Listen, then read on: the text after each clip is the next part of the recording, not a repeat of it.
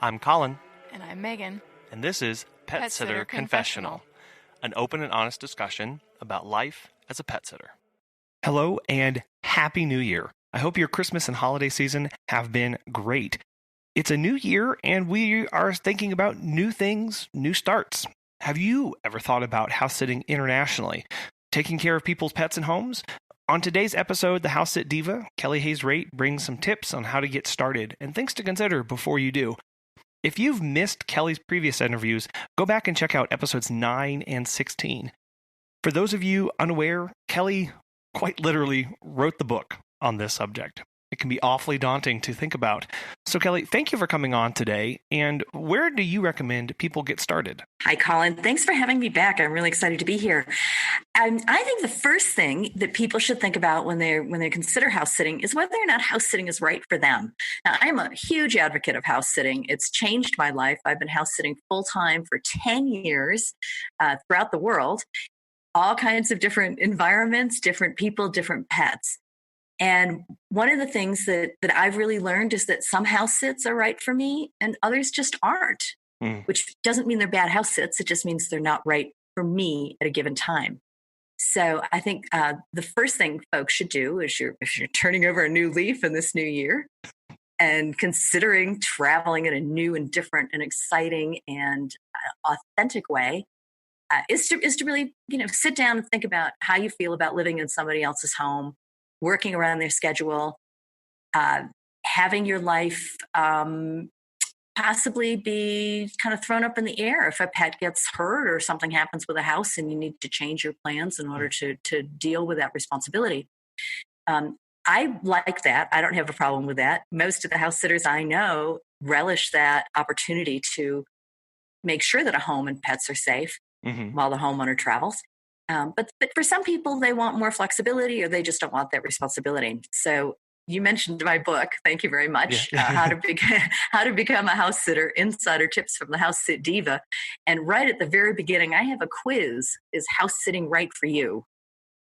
And it's an opportunity to just think about all the different things that go into house sitting and to see whether or not it's for you, or to see what parts of house sitting aren't for you. And then to avoid those particular parts. So in that quiz, what would be a big red flag that, this is, I know that it's a very complicated decision and there's a lot of things to take into account, but maybe what's one or two things that if a red flag that may send off somebody that it's absolutely not for them? Well, I can just speak for me. I'm a city girl. So when I see house sits that say rural setting, off the grid, quiet, isolated, that's just not for me. It may kind of sound romantic. I think, wow, that would be kind of nice to spend 3 months in that little mountaintop chalet in rural France. But the reality is and that would be perfect for a lot of people. But the reality is that it's not really for me. I like to be in a city where I can roll out of bed and get my cup of coffee without thinking. Sure. So, yeah. But, for other people, noise bothers them. And so being in the city would be not a good fit for them. Yeah. And I think that the key there is that knowing that it's a very personal, individual decision, that it's not a one-size-fit-all cookie cutter kind of approach, that whether it's right for you, and then after that, what kind of sits you do is all dependent on your personality, your tastes, and what you're wanting out of it. Exactly. And isn't it cool that it's not a one-size-fit-all thing? Otherwise, everybody would be going for all the sits I want. Yeah. And I'd have a lot more competition. Right. Thankfully, it's a big world out there. So there's a lot. Big world. Yes, absolutely. Yeah. But for some people, though, it's just they don't want that kind of a responsibility when they're traveling. And I can understand that. There are times when I just need to take a break from house sitting and I want to be in a hotel and have people cater to me. Yeah. That's nice to have that little break.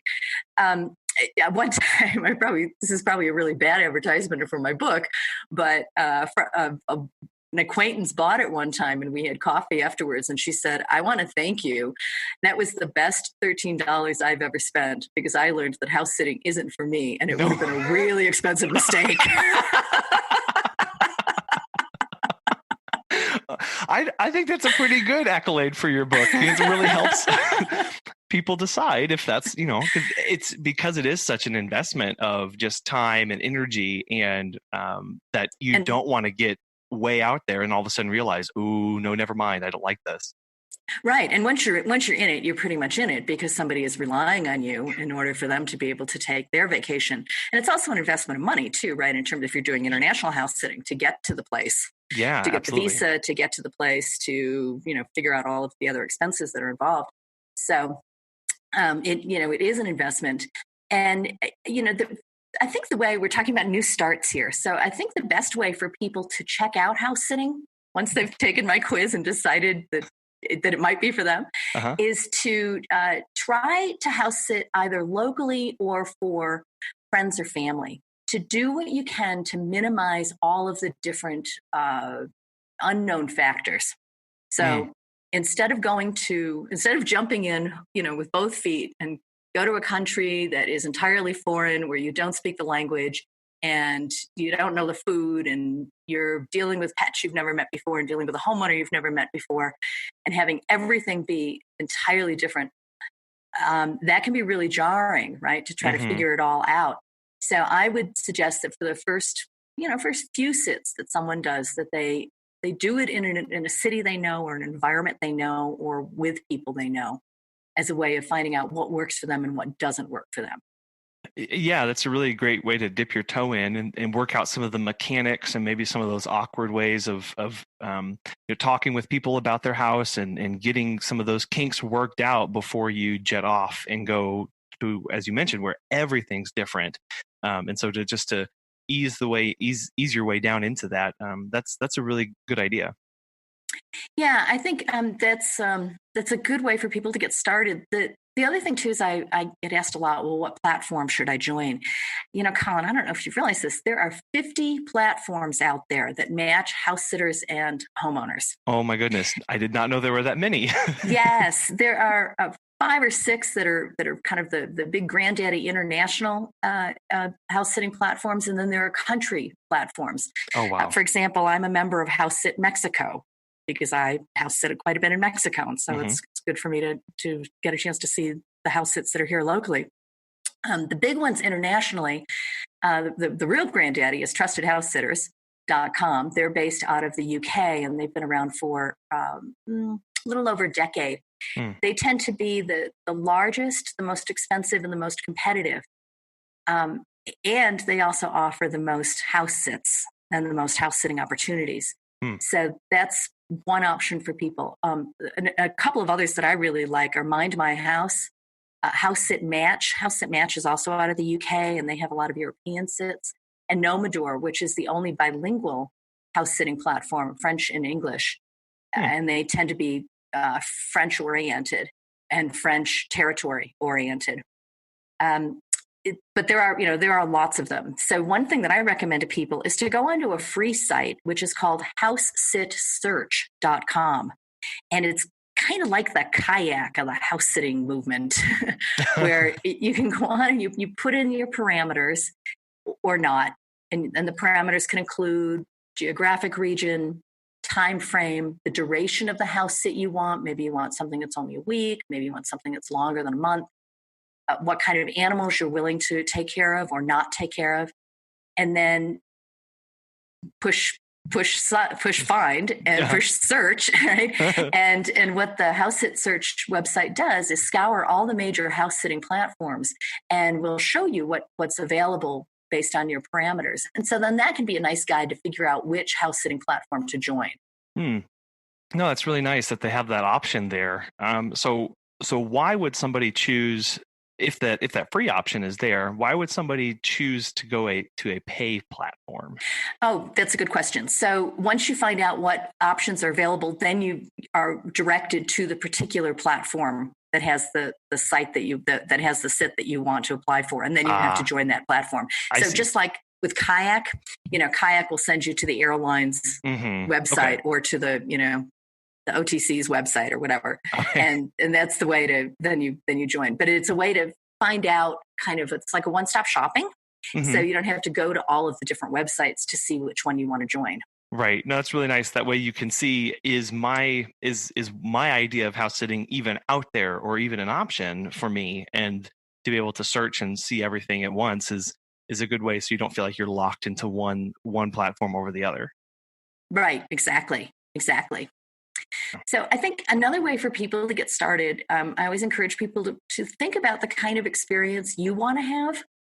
And that will be different each time you travel, right? So if you're going away for the Christmas holiday and you're looking for a house sit somewhere, but you really want to be able to have the freedom to do a lot of sightseeing, you want to know that up front so that you're not Mhm. locked into a house sit where the dog needs medication 4 times a day and you can't be gone for more than 3 hours at a time, for Right. example. Yeah. If, on the other hand, you're looking for a nice quiet retreat to write that next bestseller, you just might want something that, requires you to stay in the house so that you won't have as many distractions from the area that the community that you're house sitting in. Right. Right. So to think about what you individually want at that given time, I think is really important so that you can find the best match, the best matching house sit. Yeah, absolutely. Because if you're not, again, if you're not happy with that, or you may think you want one thing but have a bad experience with that, or just putting some forethought into exactly what you want out of it. And as you said, that changes from each sit to sit. Is that as you have different opportunities in certain areas, that you may want to travel more in one versus another, or may want to be a homebody for one and be out exploring in another opportunity. It's something to think about before you get there. Exactly. So those are tips that I have for people to think about getting started. It's been such a fantastic way for me to travel. When I first started house sitting, it was something that I just kind of fell into. Again, I did it for family members at first, and that gave me a chance to really see. That's when I decided I liked it. And then once I saw an opportunity to do the international house sitting, I went, "Oh, this is cool." Cool. Yeah. And my first international house sit was wonderful. It was for a wonderful cat, magical cat named Merlin, in Mm, Southeast London during the Olympics. mm. And it was for 2 months that summer. And London was just on fire that summer. It was so exciting to be there. I didn't have tickets to go to any of the games, but I was 2 tube stops away from Stratford, from where the Olympic Park was. And so every time I got on the London Underground, there were bubbly volunteers dressed in these pink and purple vests, and Best. they were just everywhere around the whole city. And I saw some of the athletes, and I went, Yeah. "Wow, you know what? This is a good start. I could do this for a while." Yeah, well, I mean, that's what a great introduction to that too, and to be there during the Olympics. And like you said, you weren't necessarily being able to go see the games, but just to be in that atmosphere is would be quite spectacular. Yes, it was, and so that's what started me off. But as we've talked before, most people don't house sit full time like I do. Right. They do it for a couple of weeks over the winter holiday, or maybe for 4 or 5 or 6 months during the summer, or for a weekend. You're on a long weekend. In January, right? When around Hmm. New Year's, there's Yeah. a few days off, and so it's an opportunity for you to go somewhere and spend just a long weekend in a new city that you haven't had a chance to explore. And that's a great, house sitting is a great way to do that. Yeah, absolutely. You mentioned when we're talking about platforms here, and let's say someone's decided to go to a particular one of those. What are some things? Because we get to ask this a lot too. Is can you review my profile so I can get the most hits? Can you see what I need to have on there or not? Um, do you have anything in there that you would recommend people absolutely have and absolutely not have in a profile when they're setting up for international house sitting? Absolutely. I think the first thing to think about is think about if you're a homeowner and you're inviting a stranger to come into your home and take care of everything that is near and dear to your home, your pets, your garden, your pool, perhaps. I mean, all of that. You want somebody who looks good on paper at the very least. So, what I would recommend to aspiring house sitters is don't put up pictures of you partying. That's kind of, that's an obvious one, right? It should go without saying, but yeah. It should go without saying, but you'd be shocked. Pictures of you with pets is good, showing that you can interact with pets. That's always a great thing. So the photos, I think, are one element of it is to put up photos that show that that you're going to be a responsive and caring house sitter. Within the profile, I think the kinds of things to mention are what kind of experience you've had with pets, what kind of experiences you'd like to have with pets. Think of it as a resume. You're not just putting down what you've done, but what you would like to do and why. Yeah. There's nothing wrong with that. Why you would like to house sit. It's nice, just as in an application for a job. It's really kind of nice if you talk about what you can offer a homeowner, as opposed to, I've always wanted to come to Rome and spend 3 weeks there eating spaghetti and taking Spanish, taking Italian lessons, right? Yeah. So to put in what you have to offer is a good idea. Yeah. In the cover letter, it's nice to be able to really just like a job interview, to refer to very specific things that's in the homeowner's profile. So mention the pets by name. If the homeowner has said that one of the pets needs medicine, needs regular medication, you could put in there that you've had experience, if you have, that you've had experience providing medication for pets. Just something that shows that you're taking a personal interest in that particular family and those particular pets. House sitting is a very personal and I would say intimate kind of relationship, in that, you're living in somebody else's home and they're allowing you to live in their home. And so there's a real, there's a trust to that, but there's also an intimacy to that. And I think being cognizant of that and respectful of that can go a long way to helping you go to the top of the heap when there's competition for a particular sit. Sure. And I really like the idea here of the cover letter and all of these components being brought together and really actually, treating it like a real job application and taking it very seriously and expressing that in all of these elements that you're bringing up. Yes, and I like it when the homeowner does that too. Sure. I don't know how many homeowners are listening to Pet Sitting Confidential. Maybe they're trying to find out, the inside scoop of what we're thinking about. And if they are, let me just say that I always appreciate it when a homeowner takes the time to be very thoughtful in her posting and takes the time to put details about the home and the neighborhood and the pets and some of the quirks. And the reason why I appreciate that is because it tells me that the homeowner is taking this relationship responsibly as well, that they're recognizing that I'm paying my way to come there to care for their pets. I'm saving them a lot of money. I'm putting myself out there in terms of being responsible for them and their home and the pets. And so it shows that there's kind of a level of appreciation and recognition of that.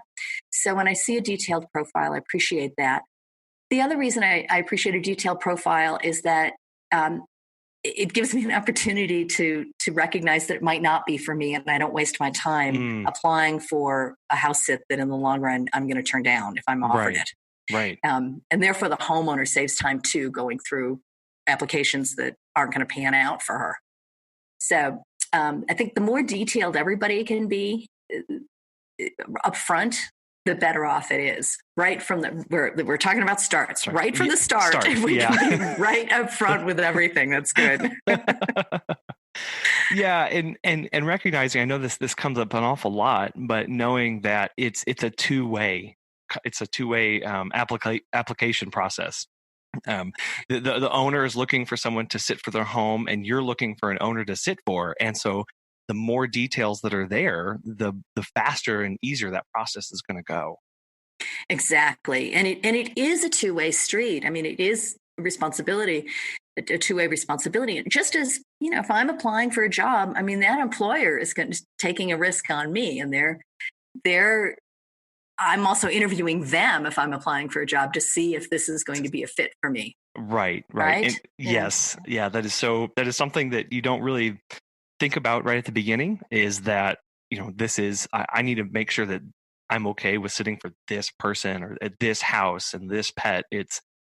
But knowing that going into it helps you see what kind of red flags are out there.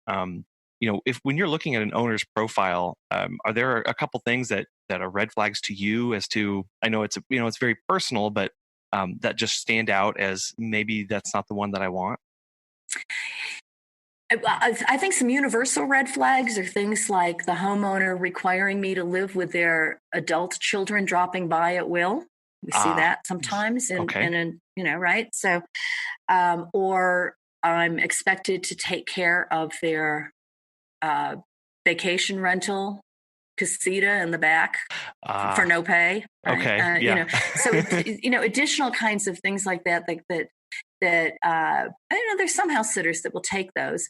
There's some house sitters that will take them if those are paid positions, and that's fine too. Yeah. But for me, I want a homeowner to recognize that it's a big responsibility that I'm taking on to care for their pets in their home, and that's enough. And it should not be assumed that I'm going to handle their business. Yeah. Or their relatives dropping by. And so we see that. So that's one big kind of red flag for me. Another is a homeowner that comes off sounding kind of demanding in the posting. I want this. We expect our house sitters to do this. We, blah, blah, blah, blah, blah. And it's like, excuse me, I'm volunteering for you. Yeah.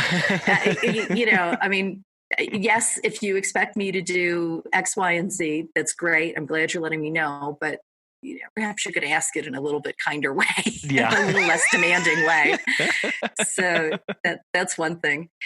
I learned a lot during the Skype interview. So there's several stages, right? There's the homeowner who's posted. I've posted my availability and my posting, and I've done my best to show me with animals and to talk about why I want a house sit and what I have to offer you. And that's all in the posting. I've applied for the house sit with a cover letter that says, let me reiterate what I have to offer you specifically. And this is why I'd like to come to your community and let's talk.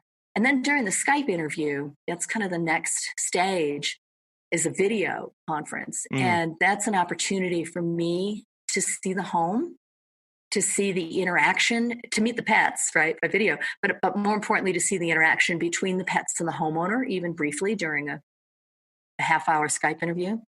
It's also a chance for the homeowners to ask me more questions and to get a chance to get a better feel for who I am and what my experience is and how I would handle certain situations.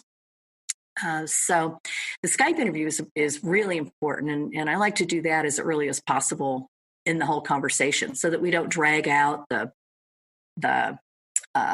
dating, if you will, and we kind of get right to the proposal.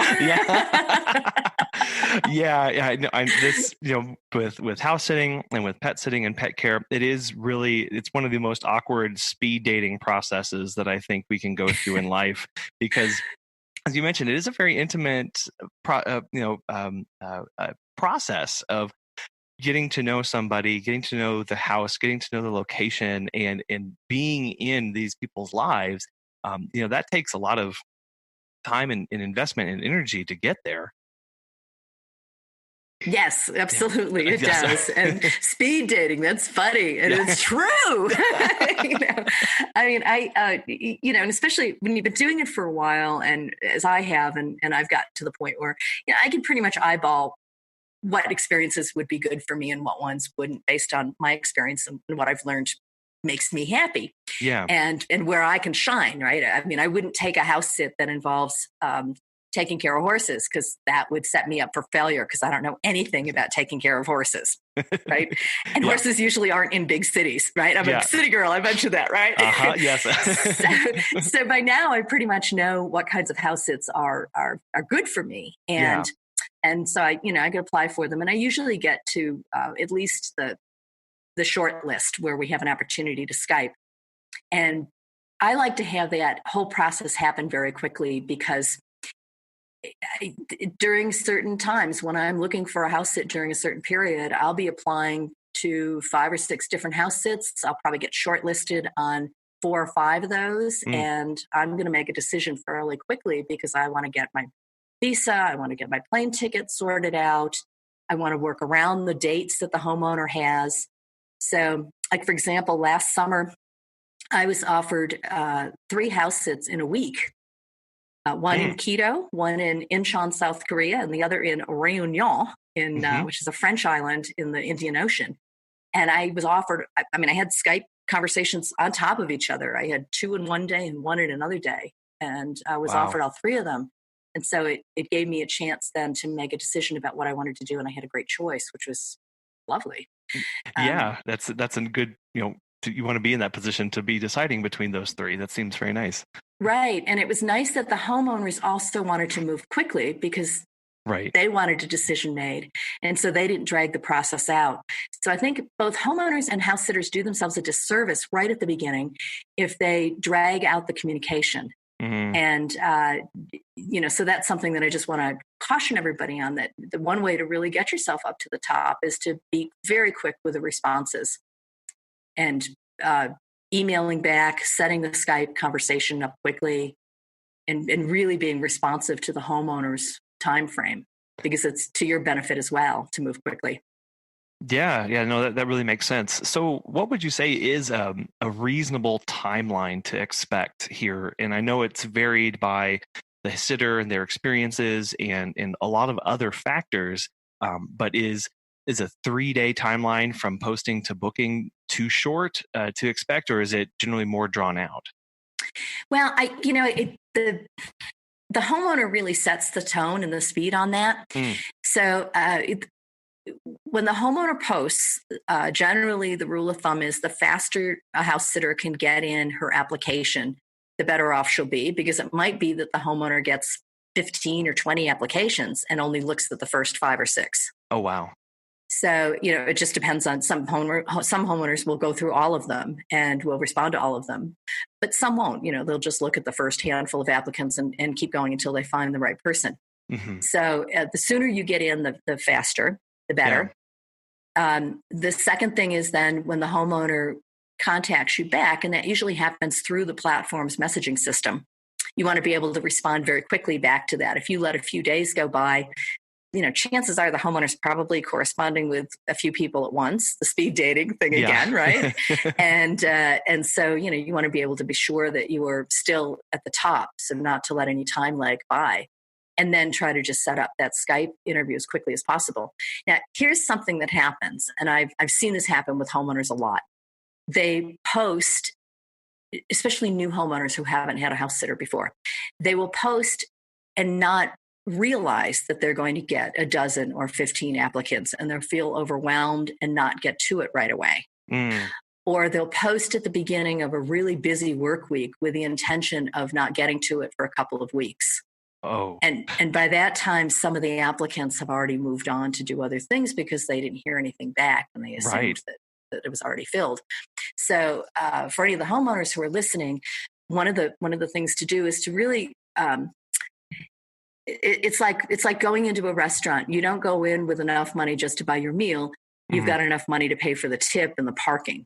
You recognize that those are parts of it. So it's not just about the time frame for posting your listing. It's about setting aside enough time after that posting goes live to sift through and assess the different applications you get. So that's sort of, and the more time you set aside to do that right after the posting, the better off you'll be. You'll have more options. Yeah, and as the house sitter, knowing that the process is only as fast as the homeowner can or will go, is both a blessing and a curse. Knowing that it's kind of out of your control, and you can only do so much to make the process go along faster. Yes. And, you can't cyberstalk somebody on the platform. That doesn't get you anywhere. It's like, every once in a while I'll email somebody back and say, I just wanted to check and see where you are on the process. But if they haven't answered my first email or the first application, they're probably not going to answer that one either. Right. So, and it doesn't, it's the thing that really annoys house sitters who take time to put together a really thorough application that's personal and they hope helpful for the homeowner, to not even see that it gets read. On a lot of the platforms, we can tell whether or not our application has been read. Ooh. And I can't tell you the number of times that I put in an application and it wasn't even read. Oh my gosh. and I don't know what that's about. I don't know if the homeowner decided not to take the trip or decided that the whole process was not going to be for her, or her niece decided to come and live in her house and she didn't need a stranger. It could be anything. Yeah. Right. Yeah. If they're not communicating back to you, you have no idea. Yes. So one of the things that I always tell house sitters when they're starting out is to put out a lot of applications. Mm. You need to sow a lot of seeds to see which one is gonna grow for you.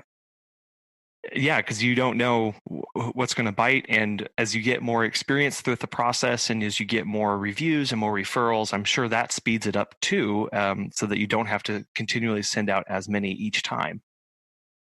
Yes. And well, for me, what happens is I get a lot of repeat sits. Oh, yeah. So I'm not applying for as many as I used to when I first started out. But, still, like last summer, I applied for 3 house sits, and all 3 of those were people who, as I said, set up the Skype interview with me. But it could have very well been that all 3 of those people didn't follow up with me. I mean, you just never know. Yeah. So you just have to keep putting applications out there, and really, Colin, the best time for people to start, and this is a little counterintuitive, but the best time for for newbies who want to start house sitting is over the holidays, the Christmas holidays, and during the summer, because that's when a lot more people are traveling. Right. And well, especially during the holidays, because during the holidays, what happens is some house sitters don't want to house sit then. They want to be home with their families. So there are fewer house sitters on the market, if you will. So there's less competition. There are a lot of house sits out there because people want to travel then, especially teachers in foreign countries. They want to travel and go home to their families, and they have their pets that they want taken care of. So there are a lot more house sits available in different places. So the ratio of house sits to house sitters shifts during that period of time in favor of house sitters, and particularly in favor of new house sitters. So that's a great tip for people starting out. Yeah, and as you said, it's kind of counterintuitive because you think everybody would be out there trying to house sit during that time. But as you mentioned towards the beginning, is that not everybody house sits full time, and so people come and go off the market. So whenever there's a much greater demand than there is supply of house sitters, that's the time to jump in and wet your feet and see what you get. That's right, exactly. The only downside to that time of the year is that the airfares are pretty expensive. But there's ways around that to be able to go before. For example, I have this past Christmas I had a house sit in South Korea, the one that I didn't take last summer. I asked the woman if she wanted someone for the Christmas holiday, and so that's where I was house sitting. And she very graciously allowed me to come a couple of days early. And my flight from Los Angeles to Seoul was about $370 one way. If I had flown the next day, it would have been $800 and something. Oh my goodness. Because I was moving into the Christmas season. So the homeowner was kind enough to let me come 3 days early. And so that's something that can be negotiated. Or even if I had stayed in a hotel for 3 days, that still would have been cheaper than the $800 ticket. So yeah, absolutely. So those are things to consider if you're going to be starting around the holiday season. And I realize we've just come out of that, so This isn't necessarily a timely tip for this particular show, but it's one to keep in mind. Well, yeah, and as we think of a new year and new starts, as we keep bringing this up, is now is a good time to start planning, to start looking ahead for 2020, and make that decision if it's right for you. Start doing those test trips that you've talked about, starting locally and getting those referrals going, deciding on a platform, and then working on your profile, having people review it, starting now so that whenever the summer hits and then the holidays start up, you're ready to go and you're not sitting there trying to pull it all together and just winging it. It's a good time to just start. That's right. That's a really good tip. Yeah, I mean, it's to join most of the house sitting platforms is under $100, which is well under what we might pay for a hotel and a day's worth of meals. Yeah, in a lot of places. So it's something that is very affordable to join the different platforms. And so getting that up now is a nice New Year's resolution. It's a nice thing to do. Yeah. And as well as checking out your book, and how can people find your book and follow along with your work, Kelly? Oh, thank you. My book is called How to Become a House Sitter: Insider Tips from the House Sit Diva. It's available as an ebook on my website for $7.99 at housesitdiva.com, or it's available as a soft cover on Amazon or as a Kindle on Amazon. And again, it's How to Become a House Sitter: Insider Tips from the House Sit Diva. And that's where I have the quiz, is house sitting right for you? And which I hope it is. Yes. I hope not like that woman who said, wow. And also just, I have one chapter that has over 20 different considerations that you might want to think about when you're looking at a house sit, everything from its location to the type of house it is. Things that homeowners may not necessarily think to tell you about their house. And that's a whole chapter, as well as some anecdotes of just my little house sitting experiences, which have been kind of fun. Yeah. Somebody said you need to write a book one day. And there you go. Well, we are all thankful that you did with all that great resource. And we appreciate you coming on today and sharing with us a little bit about getting started and just, how to even begin to wrap our brains about that process and things that we need to be thinking about. So we really appreciate you coming on today, Kelly. Thank you for having me, and Happy New Year, everyone.